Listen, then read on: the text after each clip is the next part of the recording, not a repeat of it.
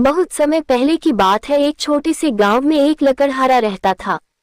वह अपने काम में ईमानदार था और बहुत ही मेहनती था। लकड़हारा हर दिन पेड़ों को काटने के लिए पास के जंगल में जाता था।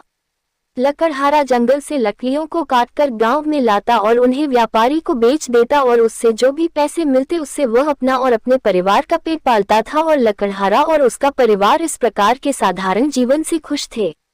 एक दिन लकड़हारा एक नदी के किनारे के पास एक पेड़ काट रहा था। उसी समय उसकी कुल्हाड़ी उसके हाथ से फिसलकर नदी में गिर गई।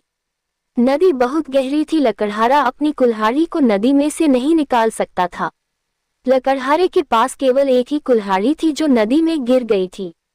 लकड़हारा ये सोचकर बहुत चिंतित हो गया कि अब वह कैसे अपना और अपने परिवार का जीवन यापन कर पाएगा। वह बहुत दुखी था और उसने ईश्वर से प्रार्थना की। लकड़हारे ने सच्चे दिल से प्रार्थना की तो नदी में से एक देवी लकड़हारे के सामने प्रकट हुई और लकड़हारे से पूछा, क्या समस्या है मेरे बेटे? लकड़हारे ने समस्या बताई और देवी से अपनी कुल्हाड़ी वापस पाने का अनुरोध किया। देवी ने नदी में हाथ डाला और एक चांदी की कुल्हाड़ी निकाली और पूछा, क्या ये तुम्हारी कुल्हाड़ी है? लकड़हारे ने कुल्हाड़ी को देखा और कहा, नहीं। देवी ने अपना हाथ फिर से गहरे पानी में डाल दिया और एक स्वर्ण कुल्हाड़ी दिखाए और पूछा, क्या ये तुम्हारा कुल्हाड़ी है? लकड़हारे ने कुल्हाड़ी को देखा और कहा, नहीं।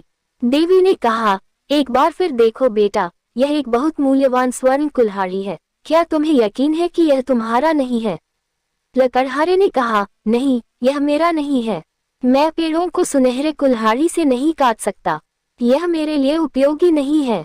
देवी मुस्कुराए और अंत में फिर से पानी में हाथ डाला और लोहे की कुल्हाड़ी निकाली और पूछा, क्या ये तुम्हारा कुल्हाड़ी है?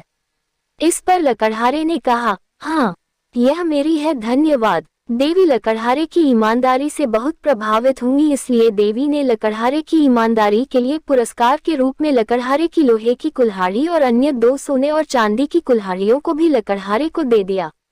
शिक्षा: हमेशा ईमानदार बनो, ईमानदारी आपका हमेशा साथ देगी।